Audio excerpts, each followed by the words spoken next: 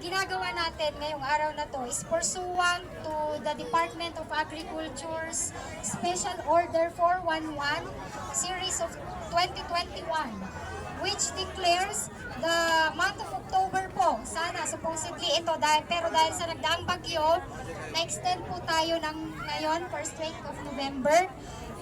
Every month of October po kasi every year, we are mandated po to celebrate the National Livestock and Poultry Month celebration to showcase po itong ating iba't ibang produkto galing sa livestock and poultry dito po sa City of Baguio.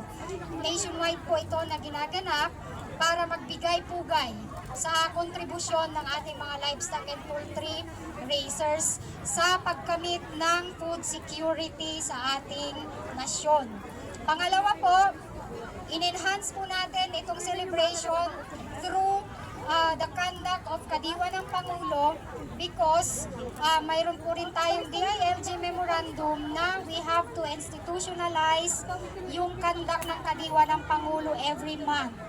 And through our partnership with the different agencies po, naging posible po itong BBM Rice, the bagong bayaning magsasaka rice na 29 pesos per kilo. So yun po, we want to institutionalize na by virtue of an ordinance. Magpropose po tayo para po regularly magkakandak tayo ng